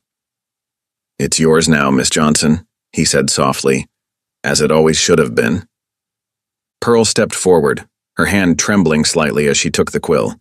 She dipped it in the inkwell, and with careful strokes, signed her name beneath Thomas's. As she finished, a collective exhale seemed to ripple through the courthouse. Judge Everett nodded solemnly. It is done, he declared. Let all present bear witness to this transfer of land, done in accordance with the law and in the interest of justice. The judge then carefully removed the page from the record book and handed it to Pearl. This is your official document of ownership, Miss Johnson, he said. Guard it well. Pearl's fingers closed around the paper, her eyes shining with unshed tears. She clutched it to her chest, feeling the weight of its significance. As the crowd began to murmur and shift, Judge Everett motioned to the soldiers. I believe it's time we took our leave, he said quietly. Best not to give tempers a chance to flare. The small group made their way to the courthouse door. As Pearl stepped out into the bright winter sunlight, she blinked, momentarily dazzled.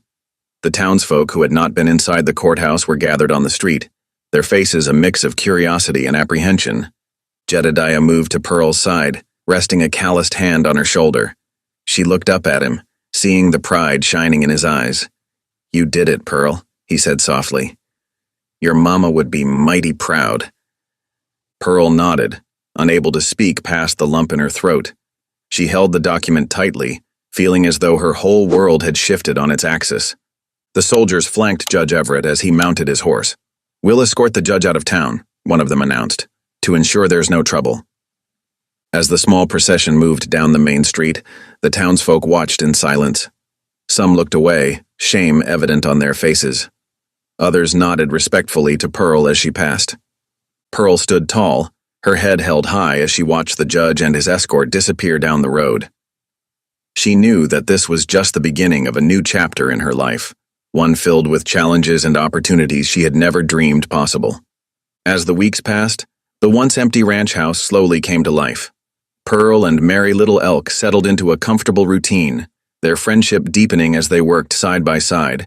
The old wooden structure, weathered by years of neglect, began to feel like home under their care. Jedediah Cross, true to his word, spent his days helping to repair the dilapidated fences that encircled the property. His strong hands worked tirelessly, mending broken posts and stretching new wire. In the barn, he cleared away years of debris, making room for the animals they would soon acquire. Pearl, determined to make the ranch a success, decided to hire help. She remembered the struggle of those often overlooked in Willow Fork and made a bold choice. 2 widows from town, Mrs. Abernathy and Mrs. Tanner, were brought on to help with household duties and tending to the chickens. Their weathered faces lit up with gratitude at the opportunity for honest work. For the heavier labor, Pearl hired 3 young native men from Mary's community. John Tallpine, Robert Two Rivers, and Samuel Whitehawk arrived with quiet determination, eager to prove themselves. Their knowledge of the land and its rhythms proved invaluable as winter approached. The decision to hire such a diverse group drew mixed reactions from the townsfolk of Willow Fork. Some, like Pastor Green, praised Pearl's compassion and forward thinking. Others muttered darkly about the dangers of mixing races and upsetting the natural order. Pearl held her head high through it all, knowing in her heart that she was doing right by those who needed a chance.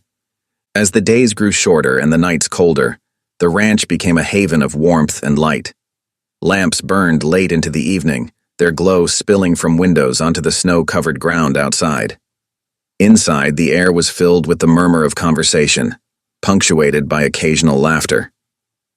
One particularly cold evening, as wind howled outside, the inhabitants of the ranch gathered for supper. Pearl had prepared a hearty stew, its rich aroma filling the kitchen. Jedediah sat at the head of the table, his weathered face softened by the lamplight. Mary was to his right, while Mrs. Abernathy and Mrs. Tanner sat opposite. The three young men had been invited in from the bunkhouse, a gesture that touched them deeply. As they passed around thick slices of cornbread, Pearl found herself overcome with emotion. She looked around the table at these people who had become more than employees. They were family. Her gaze settled on Jedediah, the man who had risked everything to help her when she was at her lowest. "Jed," she said softly, her voice carrying clearly in the quiet room, "I want to thank you. For everything." She paused, gathering her courage. You've been the father I never had." The room fell silent. Jedediah looked up, his eyes meeting Pearl's. For a moment he seemed at a loss for words. Then, slowly, he nodded, a smile tugging at the corners of his mouth. "I'm honored, Pearl," he said gruffly. "Truly honored." The simple exchange spoke volumes. In that moment, Pearl felt a sense of belonging she had never known before. She had not only gained a home but a chosen family, one bound not by blood, but by shared struggles and mutual respect. As the meal continued, the conversation flowed easily. Plans were made for spring planting, fences that still needed mending, and a possible trip to town for supplies. Outside, the winter wind continued to blow, but inside the ranch house all was warm and bright, a beacon of hope in the harsh frontier landscape. As the snow melted and the first green shoots peeked through the thawing earth, Pearl Johnson's ranch began to flourish in more ways than one. The harsh winter had given way to a season of growth and change, not just for the land but for the people of Willow Fork as well. Word spread quickly through the town and surrounding homesteads about the fair wages and safe lodging offered at Pearl's ranch. Those who had once turned their backs on her, mocking her dreams and belittling her worth, now found themselves reconsidering their stance. The ranch's reputation for honest work and respectful treatment drew the attention of laborers and traders alike. One crisp morning, Pearl stood at the fence line where months ago she had endured her greatest humiliation. The wooden posts still bore faint traces of the cruel words that had once marred their surface. But today, Pearl held a paintbrush in her hand, determination shining in her eyes. With slow, deliberate strokes, she covered the lingering shadows of hatred with fresh, bright paint. As the sun climbed higher in the sky, the fence transformed. Where once there had been pain and shame, now stood a message of hope and inclusivity. In bold letters that seemed to glow in the spring light, Pearl painted, "All are welcome." Mary Little Elk, working nearby in the vegetable garden, paused to watch. She smiled, seeing the power of this simple act. "You're rewriting history, Pearl," she called out, "making something beautiful from the ashes." Pearl stepped back, admiring her handiwork. "It's what Mama would have wanted," she replied softly. "A place where folks can come as they are and find respect." As the weeks passed, the fence became a symbol of the ranch's philosophy. Travelers on the road would often stop to read the message, some even taking the time to introduce themselves to Pearl and her growing family of workers. Every Sunday, like clockwork, Jedediah Cross would ride up the lane to the ranch house. His visits became a cherished ritual for Pearl and the others. He always arrived with small gifts tucked into his saddlebags, a jar of wild honey gathered from a hidden hive in the hills, a wooden spoon lovingly carved during long evenings by the fire. These simple presents meant the world to Pearl. Each one represented not just Jed's skill or generosity, but the fatherly love that had grown between them. She displayed every gift proudly in the ranch house, a testament to the family she had found. The change in attitude extended beyond the ranch's borders. When Pearl and her workers attended Sunday services in town, they noticed a shift in the congregation's behavior. Where once there had been turned backs and whispered judgments, now more heads nodded in greeting. Some even offered shy smiles or a quick word of welcome. Pastor Green, true to his initial support, made a point of including Pearl and her diverse group of workers in church activities. This public acceptance went a long way in softening the hearts of even the most stubborn townsfolk. The Henson family, including Clay, kept their distance. The shame of their actions and the loss of the land seemed to weigh heavily on them. While they made no moves toward reconciliation, the open hostility had faded. The trouble that had once seemed never-ending had quieted, allowing Pearl and her people to focus on building their future rather than defending against threats. As spring blossomed into early summer, the ranch stood as a testament to Pearl's vision and perseverance. The once neglected buildings now bustled with activity. Fields that had lain fallow for years were carefully tended, promising a bountiful harvest. But more than the physical transformation, it was the spirit of the place that truly shone. The ranch had become a beacon of hope, a living example of what could be achieved when people came together in mutual respect and hard work. The fence that had once been a symbol of cruelty now stood as a public declaration of welcome and dignity, a promise made in paint and lived out every day by Pearl and those she had gathered around her.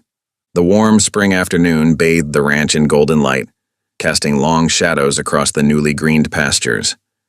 Pearl Johnson, Mary Little Elk, and Jedediah Cross sat contentedly on the wide porch of the ranch house, their eyes fixed on the playful antics of newborn calves in the nearby field. The gentle lowing of cattle and the occasional snort from the horses in the corral created a soothing symphony of ranch life. Pearl leaned back in her rocking chair, a contented smile playing on her lips. The past months had been a whirlwind of change, hard work, and healing. Now, in this moment of quiet companionship, she felt a deep sense of peace settling over her like a warm blanket. Mary's eyes sparkled with excitement as she gazed out over the land. "You know," she said, her voice full of possibility, "I've been thinking about planting an orchard on that south-facing slope." She pointed to a gentle rise just beyond the barn. "The soil there is rich, and with proper care we could have apples, pears, and maybe even some plums in a few years." Pearl nodded, easily visualizing Mary's plan. "That'd be a fine addition," she agreed. "Imagine how good it'll smell come blossom time, and the fruit would be a welcome treat for everyone working here." Jed chuckled, a sound that still surprised Pearl with its warmth. "An orchard, eh?" he mused, stroking his beard thoughtfully. "Well, if you're going to be putting down roots like that, I reckon I might have to think about doing the same." Pearl and Mary exchanged curious glances. "What do you mean, Jed?" Pearl asked, leaning forward in her chair. The old trapper's eyes twinkled with mischief. "Oh, I was just thinking I might build myself a cabin a bit closer to town. These old bones don't take to long rides like they used to, and it'd be nice to be nearer to, well, to folks." Pearl's heart swelled at the implication. Jed had become more than just her protector and ally. He was family now, the father figure she'd never had. The thought of him being closer, of being able to see him more often, filled her with joy. "That'd be real nice, Jed," she said softly, reaching out to pat his weathered hand. "You know you're always welcome here, but having you closer would be a blessing for sure." A comfortable silence fell over the trio as they continued to watch the calves frolic in the late afternoon sun. The ranch spread out before them, a testament to hard work, perseverance, and the power of community. Fields that had once lain fallow now promised a bountiful harvest. The barn and outbuildings, once dilapidated, stood strong and purposeful. As the sun began its slow descent toward the horizon, painting the sky in vibrant hues of orange and pink, Pearl found herself lost in reflection. "You know," she said, her voice barely above a whisper, "I never thought I'd say this, but I'm almost grateful for that awful day when Clay and his friends—" She trailed off, the memory still painful despite the time that had passed. Jed and Mary listened attentively, giving her the space to find her words. Pearl took a deep breath and continued. "As cruel as it was, that day became the beginning of my new life. If it hadn't happened, I might never have met you, Jed. Or you, Mary. I wouldn't have this ranch or this family we've built." Mary reached out and squeezed Pearl's hand. "The Creator works in mysterious ways," she said sagely. "Sometimes, what seems like our darkest moment is just the first step on a brighter path." Jed nodded in agreement. "You've come a long way, Pearl," he said, his voice gruff with emotion. "Your mama would be mighty proud of the woman you've become and the good you're doing here." As the last rays of sunlight painted the land in a warm glow, Jed stood up with a grunt. "Well, I reckon it's about time I headed back," he said, stretching his back. "Got some trap lines to check before it gets too dark." Pearl and Mary rose as well, following Jed down the porch steps to where his horse stood patiently tied. As Jed checked the cinch and adjusted his saddlebags, Pearl felt a wave of gratitude wash over her. Without warning, she stepped forward and wrapped her arms around the old trapper in a tight hug. Jed stiffened for a moment, unused to such displays of affection, but then relaxed, patting Pearl's back awkwardly, but with genuine warmth. "Thank you," Pearl whispered, her voice thick with emotion. "For everything." Jed cleared his throat, clearly moved. "Aw, now," he said gruffly. "No need for thanks. You're family, Pearl. That's what family does." As Jed mounted his horse, Pearl and Mary stood side by side, watching him settle into the saddle. With a final tip of his hat, Jed turned his mount and rode off toward the mountains, his figure silhouetted against the darkening sky. Pearl and Mary remained on the path, watching until Jed disappeared from view. As they turned back toward the ranch house, the sounds of the evening surrounded them. The clatter of dishes from the bunkhouse kitchen, muted laughter from the workers enjoying their supper, the soft nickering of horses being settled for the night. All of it blended into a comforting hum of life and purpose. Looking around, Pearl felt a sense of awe at what they had accomplished. This land, once a source of pain and conflict, now stood as living proof that dignity, love, and hard-won justice could indeed take root and flourish, even in the stoniest of grounds. As they climbed the porch steps, Mary paused, her hand on the door handle. "You know, Pearl," she said thoughtfully, "what you've built here, it's more than just a ranch. It's a beacon of hope for folks who've been told they don't belong. You've created a place where people can come and find respect, no matter who they are or where they come from." Pearl nodded, feeling the weight of Mary's words. "That's all I ever wanted," she replied softly. "A place where everyone is welcome, where we can all work together and build something good." With one last look at the peaceful evening settling over the ranch, Pearl followed Mary inside. The warm glow of lantern light spilled out onto the porch, a beacon of welcome in the gathering dusk. Behind the closed door, the sounds of quiet conversation and shared laughter drifted out into the night, a promise of companionship, of family found rather than born, and of a future built on the foundations of compassion and understanding. Thank you for listening. Stories connect us in the most unexpected ways. If you felt that spark today, make sure you're subscribed. I share a new one daily, and the next might change your day.